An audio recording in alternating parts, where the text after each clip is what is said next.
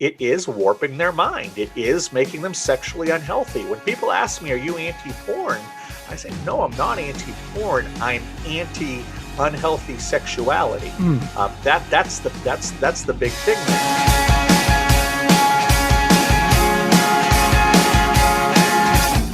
We're talking about pornography in our lives as partners and parents in this episode of the Badass Dad Pod, the podcast for upping our games relationally, physically, and financially, and living into our best lives right now, no matter what age we are.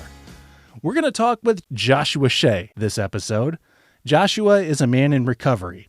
His addictions cost him careers, friends, and threatened his family. He spent 6 months in jail. Today, he's over 6 years into his recovery and is highly invested in helping others who are nearing rock bottom or have hit rock bottom because of their addiction. He's a highly sought-after speaker on the topic of pornography addiction and has authored the book, The Addiction Nobody Will Talk About, and co-authored, He's a Porn Addict, Now What? As for me, I'm Ryan Dunn, the master of his domain, rocker of cargo shorts even in February, reader of many things. I'm a level 6 relationship ranger, a level 7 gym warrior, a level 3 debt mage, earner of bonus vinyl. Yeah, that's right. For those who listened to the episode on intermittent fasting, I completed my quest and earned my bonus records. And, hey, I am your lawful good podmaster. What is pornography doing to us? That question has become extremely poignant at my stage of family life because my son just hit 13 years old. Bad Pod guest Aaron Gavea pretty much guaranteed that our kids of that age, like 12, 13, they've already seen porn because porn has never been more accessible. It's available for free with a few mouse clicks or screen swipes. So gone are the days of snooping around your parents' closets hoping to find a magazine or trying to decode the wavy lines on the blacked out cable channel. If you know, you know. Just click and play today. That's it. So even if you have blockers set up at your residence against such things, Jimmy at school doesn't, and Jimmy wants to show your kid the things he's discovered online. Unless your kid is named Jimmy. In that case, it's some other Jimmy, right? Now, is that necessarily a bad thing? Well, I think we can agree that immature kids and porn is probably not healthy. But what about for more mature people? Is porn doing anything to us, besides getting us focused on sex? My wife and I got into a side discussion while recording the sex quiz episode, and we got into talking about whether or not there could be healthy effects from watching porn. I'll be honest up front, I tend to think not.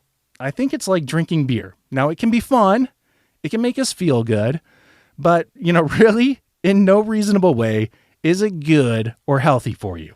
And in porn's case, I think it can be especially damaging to our view of sex because of the way in which porn dehumanizes participants, particularly female participants. So that's my point of view. Am I wrong? Well, we'll get some answers to the questions raised here, take a look at the issues raised, and more in our interview with pornography addiction expert Joshua Shea.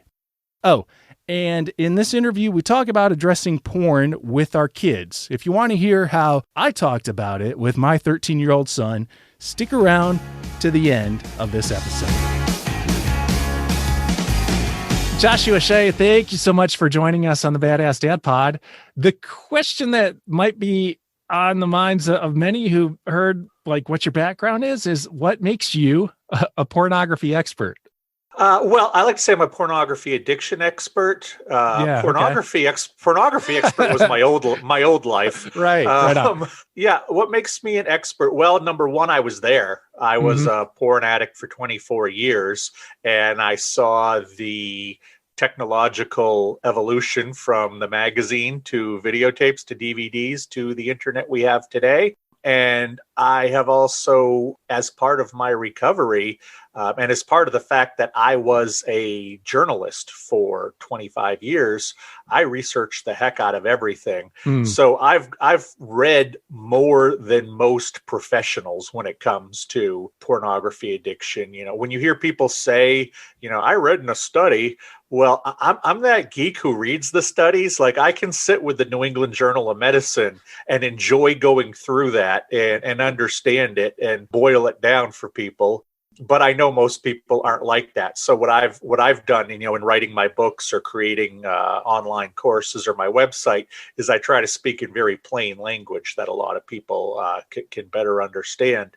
I also am a certified betrayal trauma coach. I'm a certified porn and sex addiction coach. So I have worked with plenty of people. And then, my books that I've written, probably at this point, between the three of them, well over 100 interviews and all the people I've met along the way. So if there's somebody who has met and talked to more porn addicts and asked more pointed questions than I have, I don't know about it. I also follow the online world of pornography very closely. My last book that came out last summer was actually about how the online world of pornography was changing during the pandemic. And I think that's important to pay attention to, because this online world changes so much every 6 months. Really, during the pandemic, it's almost been every 3 months. So I try to stay on top of that stuff. And, it's one of these things where if somebody else is a bigger porn addiction expert, then come knock me off my pedestal. You're probably the, somewhere around 225th interview I've done in the last 3 years. Yeah. And, I think Terry Crews is in second place with probably about 10. And so if you can point to someone else who is willing to talk openly about this as much as I haven't run into them. So in talking about being an expert on pornography addiction, what forms the basis of a porn addiction? Like, what are some of the telltale signs of an addiction to pornography? First thing to point out is an addiction to pornography is like any other addiction. And it's important to recognize that, porn addiction, sex addiction, it doesn't take place between the legs. It takes place between the ears. Gambling addiction doesn't take place in the wallet. It takes place between the ears. Heroin addiction, cocaine addiction, it doesn't take place in a needle or, in some powder. It takes place between the ears. Addiction is about basically trying to satiate your pleasure centers and the chemicals that are in there. Everybody talks about dopamine, but there are actually 6 different chemicals going on there: oxytocin and serotonin and others. Addiction is addiction when it comes to the chemical, physiological side of things. And that's important for people to realize. As far as addiction also goes, there are a lot of similar symptoms from addiction to addiction. Now, obviously, if you're a gambling addict, you're probably going to spend more time in a casino. If you're a porn addict, you're probably spending more time in front of a computer. But when you look at signs of addiction, you're looking at people who, even if they only deal with their addiction 3 hours a week, they're planning their entire week around their addiction. If it's something like porn or drinking that people may do more of, you find that over time, you start to lose interest in other things aside from that, because that's the only thing that can touch your pleasure centers, because you're essentially frying your receptors. You're finding that, you're replacing things you used to do with this behavior. You are making promises to yourself about this behavior that you can't keep.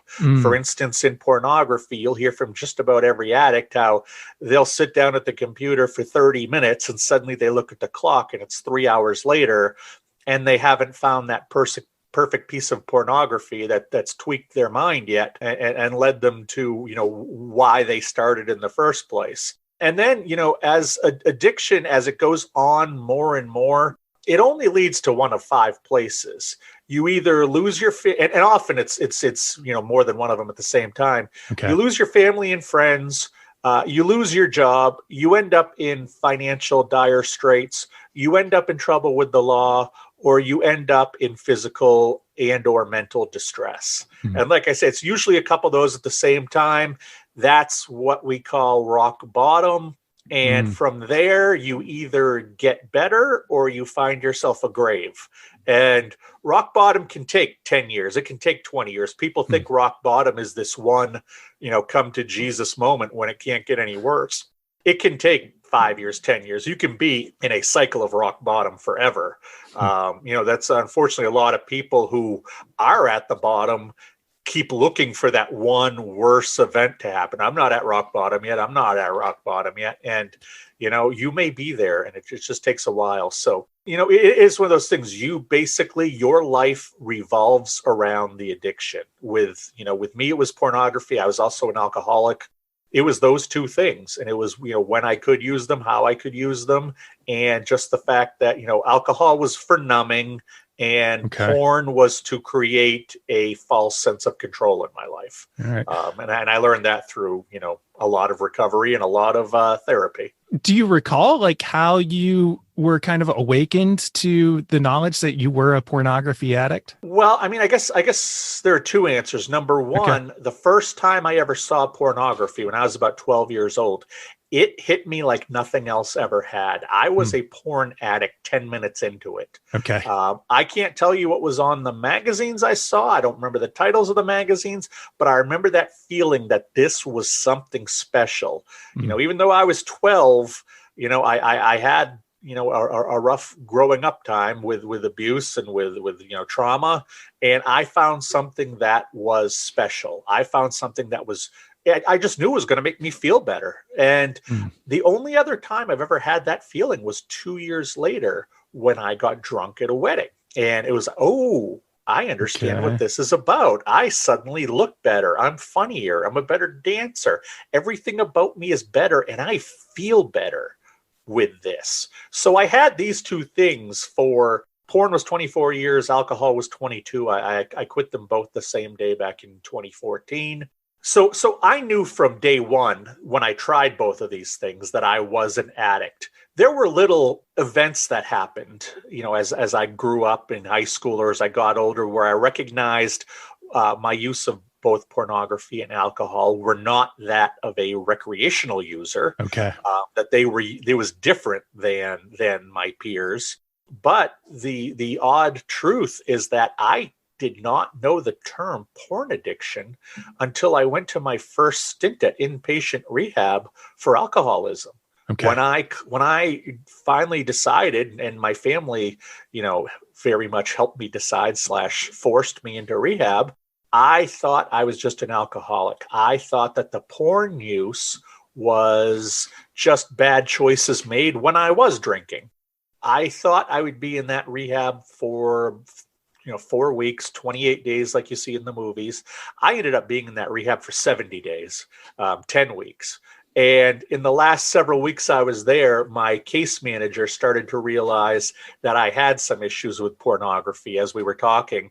And he had me meet a certified sex addiction therapist off campus who I started to talk to. And we started to dig up certain memories of my youth, of abuse that happened. And he introduced me to the concept of pornography addiction. And I fit the criteria absolutely perfectly. It's like, you look up porn addict, there's me in the dictionary. It was such a perfect match that, it wasn't even worth trying to gaslight myself into telling myself I wasn't an addict. It was clear I was. And oddly enough, like I said, that was the first time that I think I really heard the term porn addiction. But it should have been pretty obvious. What did you see? Did you notice in your life or in working with some other folks, what are some of the negative effects of porn use and porn addiction, especially? Because somebody out there is listening and saying, it doesn't really hurt the world or me to be using porn in the way that I use it. Well, I think those are actually two different questions. Okay. I'll tell you the first time that I truly realized, aside from addiction, the real problem with pornography when it comes to our youngest generation was the last time that I was able to talk in person with a group of college students. I was at a college here in New England back in December 2019 when we were still allowed to be in front of people. And I did a presentation for a women's sexuality group at a health center. So there's probably about 15 to 20 women there, most of them in the 18 to 22-year-old group, although a few older facilitators were there. And Sure. I gave my general 30-minute presentation, and then I went to the Q&A section, and this one woman, probably 19 or 20, raised her hand and said, "Have you talked to any women our age who have told you that they don't like to have sex with virgin men?" And I saw the eyes light up of a couple people in the room. And I said, "No, I haven't. And what does that have to do with pornography?" All right. Uh-huh. And she said, "Well, you just told us that, the average boy sees porn for the first time at 10. He becomes a regular user around 12 or 13. Now, think about this." And I realized exactly where she was going.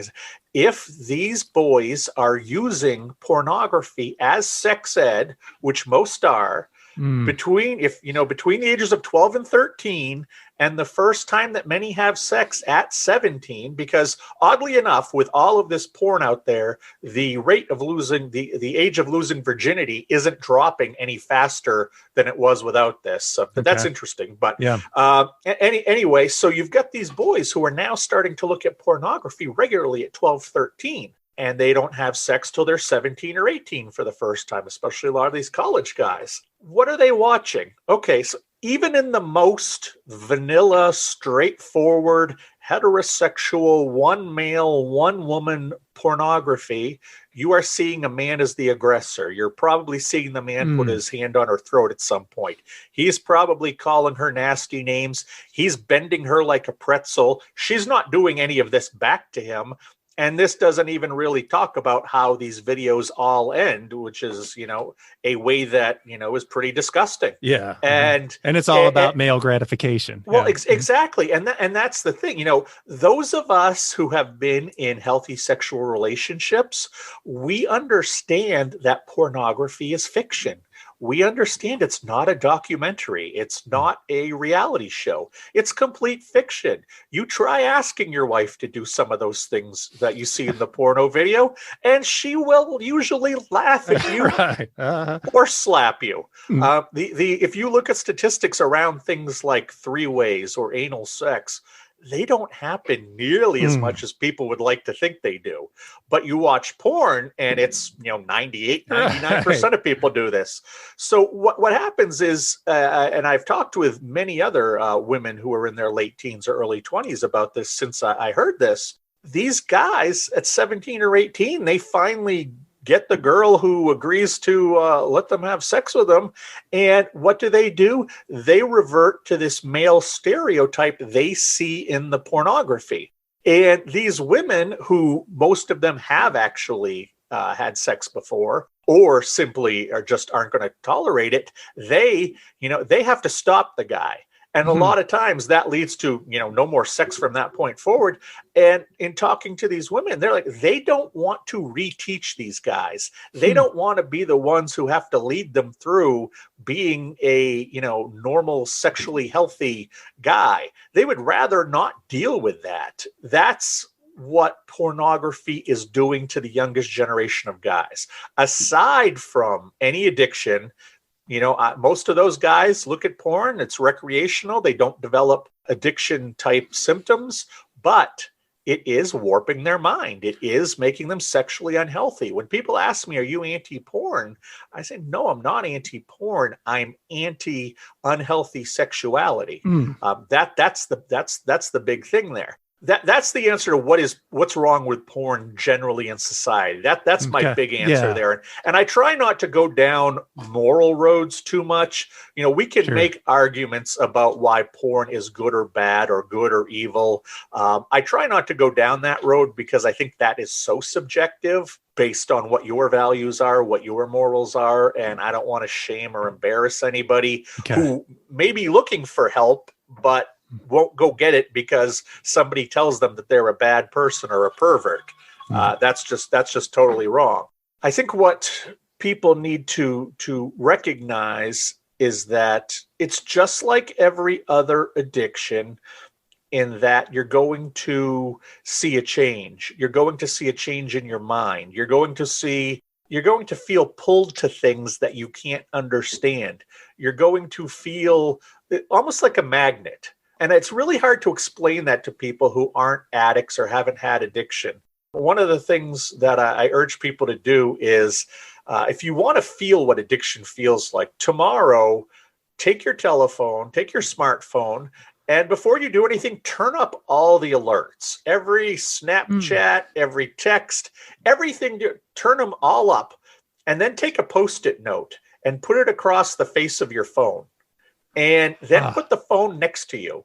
And within a few minutes, if you're a typical human on Earth right now, there's going to be some kind of buzz or ding. Maybe it's a text. Well, who's that text from? Okay, well, whatever. Or maybe there's some kind of weird chime. Oh, somebody contacted me on Facebook. Okay, great. Well, you know what? Maybe the phone rings. You can't answer it. You can't answer because that little pull towards the phone you're feeling, that's what addiction feels like times 50. That's a real good way to understand addiction because you get a small dopamine hit every time somebody hits them. Ooh, attention, I like this. Ooh, somebody's going to say something. I'm important. Ooh, I got interaction time. And you stack those on top of each other. And you'll start to feel some real pangs of needing to look at it. And that, like I said, that is the feeling of addiction times 20, 30, 40. Add that feeling and the feeling of immense thirst. But it is just a way of coping. It's a way of dealing with the storm that's going on in your head. Because for the vast, vast, vast majority of us, and I'm talking, well over 80, 90% of all addicts, our major problem is not the addiction. Our major problem is what caused the addiction. What was it we needed to cope with? What was it we were running away from? Why are we numbing ourselves? If you can figure that out, dealing with the addiction and getting rid of the addiction becomes so much easier. I think that's why you see people in, rooms of AA or some other 12-step groups who never go back and deal with that initial issue. And there they are. They're just a dry drunk after 20 years. They're still as much an alcoholic as they were before. Their entire life is still about alcohol. It's just about not drinking alcohol. That's one of the things that I absolutely believe. And when I'm doing my coaching is that we will talk about what's happening with you. We do need to develop a strategy for taking care of the cravings, but we got to go figure out what caused all this stuff. Have you noticed in your work if there are certain events that tend to lean towards a pornography addiction? So for example, if somebody had a specific event in their past, like, hey, you might want to note that you're kind of triggered or at least a little more open to falling into porn addiction. Oh, absolutely. The godfather of research in this area, sex and porn addiction, is Dr. Patrick Carnes. And he was doing this stuff before, we could even look this stuff up on our phone. He did a study. It was a groundbreaking one. I want to say it was in the 90s, where he found that of people who were addicted to sex and addicted to pornography, among men, I should say, that roughly 70% had been physically abused, roughly 80% had been sexually abused, and upwards of 94, 95% had been mentally or emotionally abused. So you're looking at an average of about 90, 91% of porn addicts have experienced some kind of abuse early in their life. And the issue is that they haven't worked through it. So it's unresolved trauma. That's true with most addictions, although it's different stats. For alcohol, which I know a lot about because I was there myself, that's about 66, 67% of unresolved trauma due to abuse. Unresolved trauma, trauma can be watching your parents get killed. Trauma can be moving from one town to another when you're a kid. Trauma can be a ton of different things. You're in a car accident and, it freaks you out. Trauma can happen a lot of different ways. When it comes to pornography addiction, though, it generally comes from some type of abuse when you're a youngster. I know that you are reluctant to kind of make some validative statements about pornography, but somebody who is listening is probably thinking along the lines of, I can drink responsibly, right? I can, it's not a problem for me to like cut myself off after a couple beers on a Friday night. Is there such a thing as responsible porn use? I go back to science on this and say yes. Okay. I mean, I would love to say nope, everybody has to stop right now, but it's not true. Yeah. The reality is, and I look at myself this way. We have a casino near my house. My wife and I go there probably 2 or 3 times a year. I live in, a bit of rural section of Maine, and this casino has one of the best steakhouses in Maine. And so my wife and I go there and we have a really nice, expensive dinner. And then we play slot machines for a little while. And I always have this rule where if I lose $40, I stop playing. And if I win $100, I stop playing. All right. And I leave. And that may be 15 minutes. That may be an hour. And I won't spend much more than an hour there. I'll take my losses or winnings at that point. But I walk away and I'm fine. I don't get, I don't Jones about it when I'm at home. Once it's gone, it's behind me. Now, that's because I don't have the porn addiction gene.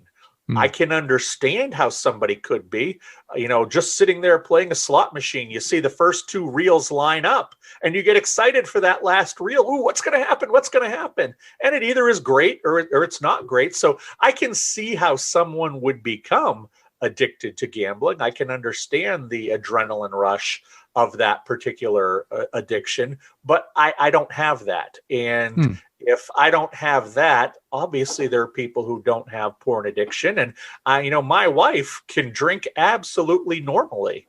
She probably has a couple of glasses of wine in a month, and that's it. She's fine. That's impressive that she can do that, because I can't drink like a normal person. And the reality is I can't look at porn like a normal person either. It's one of these things where, who knows exactly why your addiction becomes your addiction when it does. There are studies on that, and most of them aren't really conclusive about how you become a certain addict in one genre, I guess you'd say, versus another. But yeah, people can look at pornography and not develop addiction. And most do, most people who look at pornography don't develop an addiction. But I think that people need to understand it's possible. You talked about how some people can use certain vices, we'll call them that, things like cigarettes or alcohol, and it's not an issue for them. But these things come with warnings, right? We know that there's a potential danger there. Like you buy a pack of cigarettes, it's got the Surgeon General warning right on there. When it comes to pornography, what would you encourage the Surgeon General to include on like the pornography warning? What are some of the risks at hand? I'm not sure if we have to put a warning on it. I mean, we have to accept the fact with technology that kids are going to see porn. It's not a matter of if, it's a matter of when. You can I talk to parents who, we don't have to worry about that because we have locks and filters on our kids' phones. And it's like, congratulations, you locked down one smartphone of the 4.8 billion in this world. Right. Good work. Yeah. What happens when the kid is standing at the bus stop? What happens when the kid is on the playground at recess or at their cousin's house and something comes up on that cousin's phone or that friend's phone who doesn't have filters? How is your kid going to handle that? If you don't know that answer, you haven't porn-proofed your kid. Just not allowing somebody access is not education. And I don't know if I would have become a porn addict if my parents and if society had cared at that point in the early 80s or mid 80s. Maybe I would have still had the exact same story, but maybe not. But nobody was talking about this. And one of the things that, I'm out there trying to push is the fact that we need to talk about pornography addiction, that it's possible. We still live in a very puritanical society. We don't like to talk about sex. We don't like to think that we're all naked under these clothes. We don't talk about how all of us are on earth because our parents had sex. No matter how gross that may be in our mind, it happened. And sexuality is not a bad thing. Sexuality is actually a wonderful thing. Unhealthy sexuality isn't a good thing. And one of the things, and you look at stats, and when it comes to men under 50, you're talking about 60% who look at porn, or 65% that look at porn on a monthly basis minimum. You are just under 50% for women who look at porn at least once a month. And as you get to younger ages, it gets much, much worse. One of the stats that I think is really eye-opening, and keep in mind, this was prior to the pandemic, so it's only got worse, is there was a group or an organization called the Barna Group that in 2017 or 18, they did a study commissioned by Covenant Eyes, which is a large anti-porn organization of Christian proclivity. And what they found, they interviewed thousands of men, and what they found was that in the 18 to 30-year-old bracket, that 1/3 of men, that's 33%, 1/3 of men said that they either looked at too much pornography, that they had a problem with pornography, or that they feared they had a full-on addiction to pornography. And that was all self-diagnosis. That was them That's all looking at their own behavior. Right. Wow. Okay. Exactly. And like I said, that was, 3-4 years ago now that this study took place. And so these 18 to 30-year-olds, they are going to be 40, and then they're going to be 50, and then they're going to be 60. Now, you look at men who are 40 to 50 years old, guys in our group, you're talking about roughly 16 to 18%. Will self-diagnose themselves as having that kind of problem. So it doubles with guys who are just, 15 years younger than us. Hopefully it doesn't double when you get 15 years younger than that, or we're going to have a very unhealthy sexual society. And that's one of the things that I do and go out there. And one of the reasons why I jumped on being your show, which, focuses talking to parents, specifically fathers, is that you can't be afraid of talking about pornography with your kids. Number one, it can be very age appropriate. You don't say the things to a 7-year-old you would say to a 14-year-old. You don't even have to say the word pornography to a 7 or 8-year-old. Very simple things like if you see naked people, come let me know. Just leave it at that. No shame, no judgment. You're not going to get in trouble. Just if you see naked people on TV or on a computer, come let me know. Much like if you see a cigarette that's lit, come let me know. If you see an open beer, come let me know. Parents confuse the don't look at porn speech with the birds and the bees speech. And it's not that speech. It's the anti-drug speech. Good. It's the anti-drinking speech.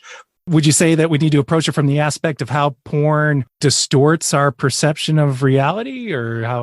Well, I mean, I think that when a boy is 12 or 13 years old, you can say that's not how it really is. Okay, and that's where I'm talking, because that's where I'm at. So it's like, and you watch a cop show. Talk to a real cop. A lot of real cops pull their guns 3 times in their 30-year career. Yet you watch a cop show and they pull it 3 times an episode. And one of the, major questions I get from fathers, mothers, other people is, so what do we do with these 12, 13-year-old boys? How do we get them to not look at porn or not look at much as porn? How do we get them to understand this is a real issue? And what I think that we have to do when our boys are 13, 14, they're old enough now to learn some real hardcore facts. And what I think the best technique would be is to start teaching them about porn-induced erectile dysfunction. And this is a lot like regular erectile dysfunction, except you are able to achieve an erection. You are able to perform when pornography is on, when you can see pornography.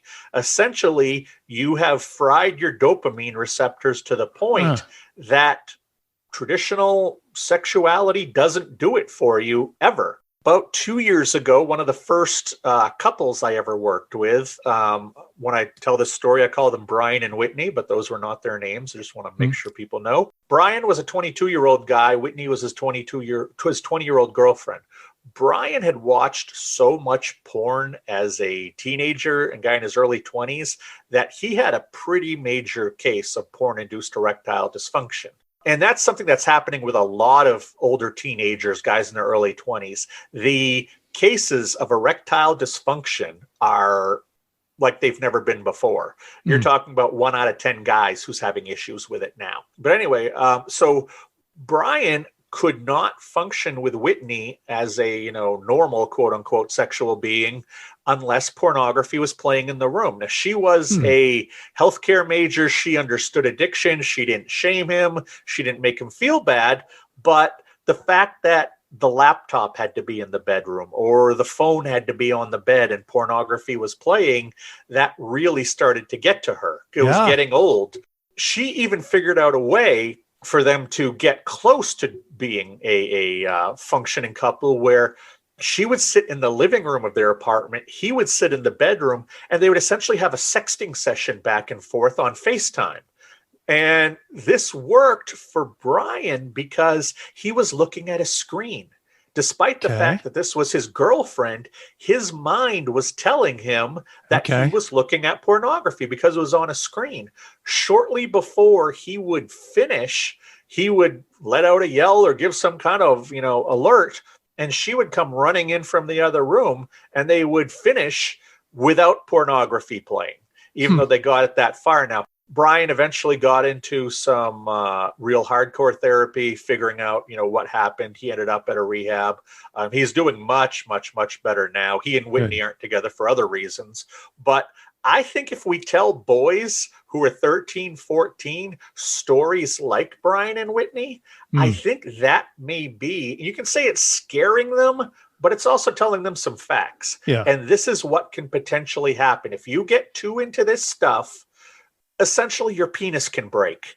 And I think to a 14-year-old boy who's looking forward to having sex, who 14-year-old boys don't want to be porn addicts. They want to have a girlfriend. After a few years, or hopefully after a few years of being comfortable having a girlfriend, they'll be more comfortable to express themselves sexually. Well, a lot of them will take what they can get in the moment. And if that means pornography, that's what they'll watch. And that's what they'll use to, get off. We need to tell them that this may not be a healthy behavior. It's a good step for parents looking at their kids. And what about for the parent who's listening, who's looking at their own behavior and they're thinking, I can't control that compulsive urge to, sit down and look at Pornhub, or I'm in that class of saying, I'm just going to pop on for a few minutes and it's 3 hours later. What might be a good first step for that person? Well, what I usually urge people to do is to either find somebody like me who is in recovery, who has many years of proven recovery, and talk to them and find out their story and talk, have them ask you some questions and find out where you really are. And is it really an issue? Do you see part of yourself in this person who was once an addict? I think that it helps you get a clearer picture of if you are an addict and the fact that you can get through this. Talking to somebody like me, if I can get through addiction, and I quit alcohol and porn on the same day because I love a challenge. And if I can get through it, anybody can. If you don't have access to somebody like me, and there are coaches online if you want to find them, I suggest if you don't have an issue with it, go and see a therapist or a counselor. It doesn't have to necessarily be an addiction therapist. It can be an LCSW or just somebody who has some familiarity with this, just to get a baseline of where you are. Learn that you can get help. Learn that you can get better. If you think you might have a porn problem, you probably do. One of the telltale signs of having a problem is if somebody brings it up, you get very defensive. You even get annoyed or agitated. Now, if I say to you, so tell me about your Wheel of Fortune addiction, you're laughing. I don't have a Wheel of Fortune addiction. Because you don't have a Wheel of Fortune addiction. That's silly. If tell me about your pink Cadillac obsession. You don't have one because you don't have 12 pink Cadillacs in the driveway. It's silly. Well, it's if you don't have a porn addiction and somebody asks you if you do, it's a silly question. If it causes you to think, if it causes you to get a little bit of heartburn, if it causes you to get a little bit embarrassed, that's a screaming red flag that something else is going on there. Oh, okay. But Joshua Shea, where can people get a hold of you if they want to see more of what you're doing or get some of your advice? Yeah, best place to go is my website. It is recoveringpornaddict.com. You can get access to my 3 books there. First one was a memoir. Second one was designed for the female partners of male addicts, especially those suffering with betrayal trauma. And like I said earlier, the third one is more of a journalistic look at how the online porn world changed in the beginning of the pandemic. I also have an online course if people want to do that. And then I do offer coaching one-on-one through Zoom or Skype or anything like that you want, both to porn addicts and to partners suffering from betrayal trauma.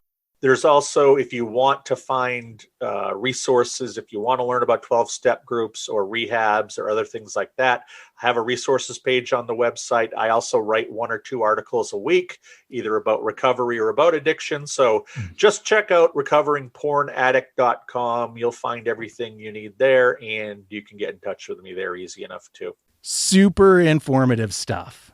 If you're like my wife, you may be wondering about whether or not there's pornography that is like fair and equitable in its treatment of participants. So I asked Josh about it.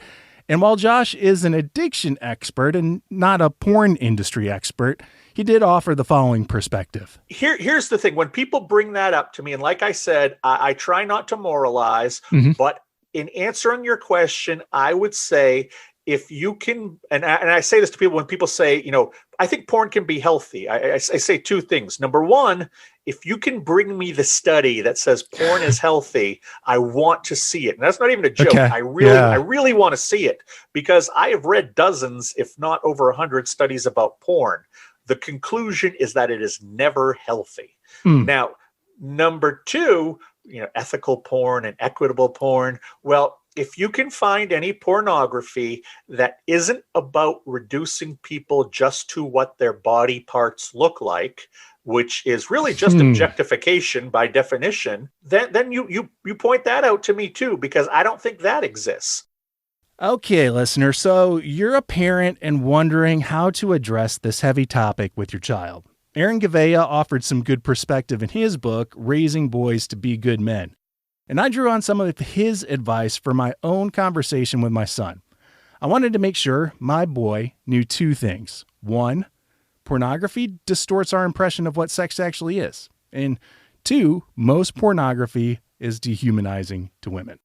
So I took him to Starbucks and we sat in the car, sipping our drinks and talking, awkwardly, admittedly, about pornography. And I told him that he didn't need to be ashamed if he had seen that stuff and that he wouldn't be punished for telling me about it. I knew it was super accessible, and we give him a lot of room to manage himself on the internet. So I wanted to make sure he had a fair impression of what he was looking at if he ever came across it. So I warned him that really porn isn't real. It's something like pro wrestling. Like, it's an act set up to simulate an experience. So what the people are doing in porn is not what normal, healthy sex should look like. Like pro wrestling is not what normal Olympic wrestling looks like, right? Most pornography is set up to glorify the gratification of the guy. So it's not about mutual enjoyment and fulfillment. It's about getting the guy off. And that is not a healthy view of sex. Sex should be about mutual care and fulfillment. So if you're engaged in sex to get off, then you're in it for the wrong reasons. I'm sure I didn't do this conversation perfectly, but I think my boy got it. It definitely paid to narrow down the 2 key points of what I wanted him to understand. And this is a tough topic, so it helps to simplify the message. So I stuck to my points that porn distorts what sex is and that porn is not good to our partners. Okay. A ton of info in this episode. What did you learn today? I learned that porn reduces the participants to sex parts, and that can lead to unhealthy perceptions of pornography and sex.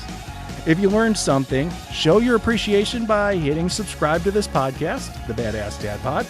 You can find more information and links to Joshua Shea and other Bad Pod authorities at, get this, thebadpod.com. Short episode next week, then another long former in 2 weeks' time. Kind of enjoying this rhythm. I'm keeping it up. It feels good. And I hope it's working for you too. Music here is by I.O. Ellen. I'm Ryan Dunn. Thanks for being awesome. Okay, bye.